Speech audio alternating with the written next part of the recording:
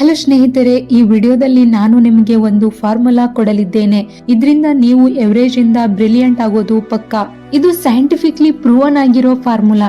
ಈ formula use ಮಾಡಿ ಓದಿದ ವಿದ್ಯಾರ್ಥಿಗಳೆಲ್ಲರೂ ಎವರೇಜ್ ಇಂದ ಟಾಪರ್ ಆಗಿ ತಮ್ಮ ಹೆಸರನ್ನು ಟಾಪರ್ ಲಿಸ್ಟ್ ನಲ್ಲಿ ಸೇರಿಸಿಕೊಂಡಿದ್ದಾರೆ. ನೀವು ಟಾಪರ್ ಆಗ್ಬೇಕೆ? ಹಾಗಾದ್ರೆ ಈ ವಿಡಿಯೋನ ಸ್ಕಿಪ್ ಮಾಡದೆ ನೋಡಿ. Welcome to my channel. ಬನ್ನಿ ವಿಡಿಯೋನ ಶುರು ಮಾಡೋಣ. ಮೋಸ್ಟ್ ಆಫ್ ದ ಸ್ಟೂಡೆಂಟ್ಸ್ ಹೇಗ್ ಓದ್ತಾರೆ ಅಂದ್ರೆ ನೋಟ್ಸ್ ಆರ್ ಟೆಕ್ಸ್ಟ್ ಬುಕ್ ಅನ್ನು ಮತ್ತೆ ಮತ್ತೆ ಓದ್ತಾರೆ. ಹಾಗೆ ಸೈನ್ಸ್ ಕೂಡ ಇದೇ ಹೇಳುತ್ತೆ, ಲಾಜಿಕ್ ಕೂಡ ಇದೇ ಹೇಳುತ್ತೆ, ನಾವು ಮತ್ತೆ ಮತ್ತೆ ಓದಿದ್ರೆ ನೆನಪುಳಿಯುತ್ತಾ ಅಂತ. ಬಟ್ ಯಾವುದೇ ಕಾರಣಕ್ಕೂ ನೆನಪುಳಿಯಲ್ಲ. ಇದು ತಪ್ಪಾದ ವಿಧಾನ. ನೀವು ಯಾವುದೇ ನೋಟ್ಸ್ ಅನ್ನ ಮೊದಲ ಬಾರಿಗೆ ಓದ್ಬೇಕಾದರೆ 70% ಅದನ್ನ ಅರ್ಥ ಮಾಡ್ಕೊಳ್ತೀರಾ. ಬಟ್ ಅದೇ ನೋಟ್ಸ್ ನ ಎರಡನೇ ಬಾರಿ ಓದುವಾಗ ನೀವು ಅಷ್ಟು ಅರ್ಥ ಮಾಡ್ಕೊಳ್ಳಲ್ಲ. ಯಾಕೆ ಗೊತ್ತಾ? ನಿಮ್ಮ ಬ್ರೇನ್ ಹೇಳುತ್ತೆ ಇದು ನನಗೆ ಗೊತ್ತು, ಇದನ್ನ ನಾನು ಓದಿದ್ದೇನೆ ಅಂತ. ಆಟೋಮೆಟಿಕ್ಲಿ ಕಾನ್ಸಂಟ್ರೇಷನ್ ನ ಕಡಿಮೆ ಮಾಡುತ್ತೆ. ಇದರಿಂದ ನಮ್ಮ ಮೈಂಡ್ ಅಷ್ಟೊಂದು ಕಾನ್ಸಂಟ್ರೇಷನ್ ಕೊಡಲ್ಲ. ಸೊ ನಮ್ಗೆ ಎಕ್ಸಾಮ್ ಟೈಮ್ ಅಲ್ಲಿ ಏನು ನೆನಪು ಬರಲ್ಲ. ಇದರಿಂದ ಮ್ಯಾಕ್ಸಿಮಮ್ ಸ್ಟೂಡೆಂಟ್ಸ್ ಗಳ ರಿಸಲ್ಟ್ ತುಂಬಾ ಕಡಿಮೆ ಬರುತ್ತೆ. ಅರಿಸ್ಟಾಟಲ್ ಒಂದ್ ಮಾತು ಹೇಳಿದ್ರು, ಏನಂದ್ರೆ exercise in repeatedly recalling a thing strengthen the memory. ಇಲ್ಲಿ ನೋಟಿಸ್ ಮಾಡಿ, ರಿಪೀಟೆಡ್ಲಿ ರೀಕಾಲಿಂಗ್ ಅಂತ ಹೇಳಿದ್ದಾರೆ, ಆದ್ರೆ ಅವರು ರಿಪೀಟೆಡ್ಲಿ ರೀಡಿಂಗ್ ಅಂತ ಏನ್ ಹೇಳಿಲ್ಲ. ಇದರರ್ಥ ನೆನಪಿನಲ್ಲಿ ಇಟ್ಕೊಳ್ಬೇಕಂದ್ರೆ ನಾವು ರಿಪೀಟೆಡ್ಲಿ ರೀಕಾಲಿಂಗ್ ಅಂದ್ರೆ ಪುನಃ ಪುನಃ ನೆನಪು ಮಾಡ್ಕೊಳ್ಬೇಕು. ಇದನ್ನ ರಿಟ್ರೈವಲ್ ಎಫೆಕ್ಟ್ ಅಂತ ಕರೀತಾರೆ. ರಿಟ್ರೈವಲ್ ಎಫೆಕ್ಟ್ ಅಂದ್ರೆ ನೀವು ಏನನ್ನಾದರೂ ಓದ್ತೀರಾ ಅಂದ್ರೆ ಅದು ನಿಮ್ಮ ಬ್ರೈನ್ಗೆ ಹೋಗುತ್ತೆ ಮತ್ತು ವಾಪಸ್ ಬರುತ್ತೆ. ಮತ್ತೆ ಏನಾದ್ರೂ ಓದ್ತೀರಾ, ಮತ್ತೆ ಬ್ರೈನ್ಗೆ ಹೋಗುತ್ತೆ, ಮತ್ತೆ ವಾಪಸ್ ಬರುತ್ತೆ. ಹೀಗೆ ಪ್ರತಿಯೊಂದು ಸರಿ ಕೂಡ ಮೆದುಳಿನಲ್ಲಿ ಆಗ್ತಾ ಇರೋ ಈ ಕ್ರಿಯೆಯನ್ನ ರಿಟ್ರೈವಲ್ ಎಫೆಕ್ಟ್ ಅಂತ ಕರೀತಾರೆ. ಹಾಗಾಗಿ ವಿಷಯ ನೆನಪಾಗಬೇಕು ಅಂದ್ರೆ ಪುನಃ ಪುನಃ ರೀಕಾಲ್ ಮಾಡಬೇಕು, ಹೊರತು ರೀಡಿಂಗ್ ಮಾಡಬಾರ್ದು. ರಿಟ್ರೈವಲ್ ಎಫೆಕ್ಟ್ ನ ನೀವು ಕೂಡ ಟ್ರೈ ಮಾಡಬಹುದು. ಮಾಡಿದ್ರೆ ತುಂಬಾ ಅಂದ್ರೆ ತುಂಬಾ ಬೆನಿಫಿಟ್ ಸಿಗುತ್ತೆ. ನೀವು ಓದ್ಬೇಕಾದ್ರೆ ಏನು ಮಾಡ್ಬೇಕು ಗೊತ್ತಾ? ಕ್ವಿಜ್ ಬೇಸ್ಡ್ ಸ್ಟಡಿ ಇದನ್ನ ಮಾಡ್ಬೇಕು. ಅರ್ಥ ಮಾಡಿಸ್ತೀನಿ ಯಾವ ರೀತಿ ಅಂತ. ಇದು ಹೇಗ್ ಮಾಡ್ಬೇಕು ಅಂದ್ರೆ, ನೀವು ಯಾವುದೇ ಒಂದು ವಿಷಯವನ್ನು ಓದ್ಬೇಕಾದ್ರೆ ಅಂದ್ರೆ ಅದು ಯಾವುದೇ ಸಬ್ಜೆಕ್ಟ್ ಆಗಿರ್ಲಿ, ಯಾವುದೇ ಟಾಪಿಕ್ ಆಗಿರ್ಲಿ, ಅದನ್ನ ಓದ್ತೀರಿ ಅಲ್ವಾ, ಮೊದಲು ಆ ಪ್ಯಾರಾಗ್ರಾಫ್ ನ ಒಂದ್ಸಲಿ ಓದಿ. ಯಾವ ರೀತಿ ಅಂದ್ರೆ ನೀಟಾಗಿ ಜೋರಾಗಿ ಒಂದ್ಸಲಿ ಓದಿ. ಎರಡನೇ ಬಾರಿಗೆ ನಿಧಾನವಾಗಿ ಸ್ವಲ್ಪ ಸ್ವಲ್ಪ ಬಿಡಿಸಿ ಓದಿ. ಓಕೆನಾ? ಫಸ್ಟ್ ಟೈಮ್ ಏನ್ ಮಾಡ್ತೀರಾ, ನೀಟಾಗಿ ಜೋರಾಗಿ ಒಂದ್ಸಲ ಓದ್ತೀರಾ. ಎರಡನೇ ಬಾರಿಗೆ ನಿಧಾನವಾಗಿ ಸ್ವಲ್ಪ ಸ್ವಲ್ಪ ಬಿಡಿಸಿ ಓದ್ತೀರಾ. ಓಕೆ, ಮೂರನೇ ಬಾರಿ ಆ ಪ್ಯಾರಾಗ್ರಾಫ್ ನಿಂದ ಕೆಲವು ಕ್ವಶನ್ಸ್ ಅನ್ನು ಒಂದ್ ಪುಸ್ತಕದಲ್ಲಿ ಬರೆಯಿರಿ. ಅಂದ್ರೆ ಇವಾಗ ಓದ್ತೀರಿ ಅಲ್ವಾ, ಆ ಪ್ಯಾರಾಗ್ರಾಫ್ ನಲ್ಲಿ ಯಾವ್ದು ಇಂಪಾರ್ಟೆಂಟ್ ಇರ್ಬೋದು ಅಂತ ಪ್ರಿವಿಯಸ್ ಇಯರ್ ಕ್ವಶನ್ ಪೇಪರ್ ಗಳನ್ನ ಅಧ್ಯಯನ ಮಾಡಿ ಪ್ರಶ್ನೆಗಳನ್ನ ಒಂದು ಪುಸ್ತಕದಲ್ಲಿ ಬರೆಯಿರಿ.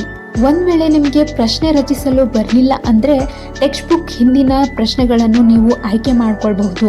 ಆದ್ರೆ ಒಂದ್ ಮಾತೇನು ಅಂದ್ರೆ, ನೀವೇ ಸ್ವಂತವಾಗಿ ಪ್ರಶ್ನೆಗಳನ್ನ ರಚಿಸುವುದರಿಂದ ನಿಮ್ಮ ಮೈಂಡ್ ಇನ್ನಷ್ಟು ಬ್ರಿಲಿಯಂಟ್ ಆಗುತ್ತೆ ಮತ್ತೆ ಸುಲಭವಾಗಿ ನೆನಪು ಕೂಡ ಉಳಿಯುತ್ತೆ. ಅವತ್ತು ಒಂದ್ ದಿವಸ ನಾನು ಈ ವಿಷಯಕ್ಕೆ ಸಂಬಂಧಪಟ್ಟಂತೆ ಪ್ರಶ್ನೆಯನ್ನ ರಚಿಸಿದ್ದೆ, ಇದಕ್ಕೆ ಇದೇ ಉತ್ತರವೆಂದು. ಓಕೆ, ಇವಾಗ ಕ್ವಶನ್ಸ್ ರೆಡಿ ಮಾಡ್ಕೊಂಡಿದ್ದೀರಾ. ನಾಲ್ಕನೇ ಬಾರಿಗೆ ಏನ್ ಮಾಡ್ಬೇಕು ಅಂದ್ರೆ, ನೀವು ತಯಾರಿಸಿದ ಅಥವಾ ಆಯ್ಕೆ ಮಾಡಿದ ಪ್ರಶ್ನೆಗಳನ್ನ ಅರ್ಥ ಮಾಡ್ಕೊಂಡು ನಿಧಾನವಾಗಿ ಓದ್ಬೇಕು. ಓಕೆ, ಇವಾಗ ಎಲ್ಲದನ್ನ ರೆಡಿ ಮಾಡ್ಕೊಂಡಿದ್ದೀರಾ. ಈಗ ಫೈನಲ್ ಆಗಿ ಏನ್ ಮಾಡ್ಬೇಕು ಅಂದ್ರೆ, ಪ್ಯಾರಾಗ್ರಾಫ್ ಇದೆಯಲ್ಲ ಅದನ್ನ ಒಂದ್ಸಲಿ ನೀಟಾಗಿ ಓದಿ.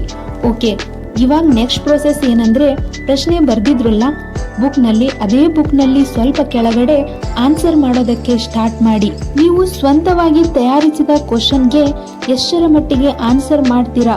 ಮ್ಯಾಕ್ಸಿಮಮ್ 70% ಆನ್ಸರ್ ಮಾಡ್ತೀರಾ. ಕೆಲವು ಇಂಟೆಲಿಜೆಂಟ್ ಗಳು ಇದ್ದಾರೆ, ಅವರು 80% ಕೂಡ ಮಾಡಬಹುದು.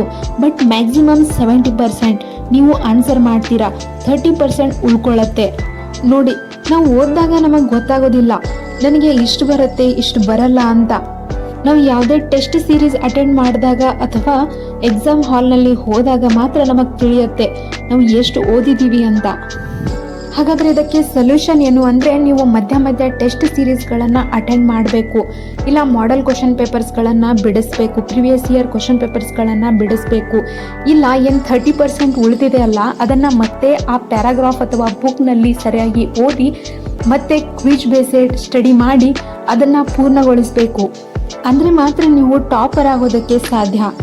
ನನ್ನಿಂದ ಸ್ಟಡಿ ಆಗ್ತಿಲ್ಲ, ನೆನಪುಳಿತಿಲ್ಲ, ತುಂಬ ಬೇಸರ ಆಗ್ತಿದೆ, ಓದಲು ಮನಸ್ಸೇ ಆಗ್ತಿಲ್ಲ ಅಂತ ಹಾಗೆ ಕುಂದ್ರೋ ಬದಲಿ ಒನ್ ಟೈಮ್ ಈ ತರ ನೀವು ಓದಿ, ಯಾವುದೇ ಟಾಪಿಕ್ ಇರ್ಲಿ, ಯಾವುದೇ ಸಬ್ಜೆಕ್ಟ್ ಇರ್ಲಿ, ಯಾವುದೇ ಇರ್ಲಿ ಟ್ರೈ ಮಾಡಿ. 100%ಗೆ 100% ರಿಸಲ್ಟ್ ನಿಮ್ಗೆ ಪಾಸಿಟಿವ್ ಬರುತ್ತೆ. ಈ ವಿಡಿಯೋದಲ್ಲಿ ನಾನು ಹೇಳ್ಕೊಟ್ಟಂತಹ ಫಾರ್ಮುಲಾನ ನೀವೇನಾದ್ರೂ ಟ್ರೈ ಮಾಡಿ ಟಾಪರ್ ಆದ್ರೆ ನಮ್ಮ ಚಾನೆಲ್ನ ಮರಿಬೇಡಿ. ಒಂದು ಕಮೆಂಟ್ ಮಾಡಿ ತಿಳಿಸಿ ನಾನು ಟಾಪರ್ ಆದೆ ಅಂತ. ನಿಮ್ಮ ಯಶಸ್ಸು ನಮಗೆ ತುಂಬಾ ಖುಷಿ ಕೊಡುತ್ತೆ. ಹಾಗೆ ಈ ಫಾರ್ಮುಲಾ ಬಗ್ಗೆ ನಿಮ್ಮ ಸ್ನೇಹಿತರಿಗೆ, ನಿಮ್ಮ ಟೀಚರ್ಸ್ಗಳಿಗೆ ತಿಳಿಸಿ. ಎಲ್ಲರಿಗೂ ಯೂಸ್ ಆಗಬೇಕು ಹೊರತು ಯಾರ್ದು ಲಾಸ್ ಆಗಬಾರ್ದು. ನನ್ನ ಈ ಶ್ರಮ ನಿಮಗೆ ಯೂಸ್ಫುಲ್ ಆದರೆ ಈ ವಿಡಿಯೋಗೆ ಒಂದು ಲೈಕ್ ಮಾಡಿ, ಹಾಗೂ ವಿಡಿಯೋ ಹೇಗೆ ಅನಿಸ್ತು ಅಂತ ಕಮೆಂಟ್ ಮಾಡಿ ತಿಳಿಸಿ. ಹಾಗೆ ನನ್ನ ಚಾನಲ್ನ ಸಬ್ಸ್ಕ್ರೈಬ್ ಮಾಡಿ. ಇದರಿಂದ ಹೊಸ ಹೊಸ ಇಂಟ್ರೆಸ್ಟಿಂಗ್ ಹಾಗೂ ಯೂಸ್ಫುಲ್ ವಿಡಿಯೋಸ್ಗಳು ನಿಮಗೆ ಬರ್ತಾ ಇರುತ್ತೆ. Thank you for watching it guys.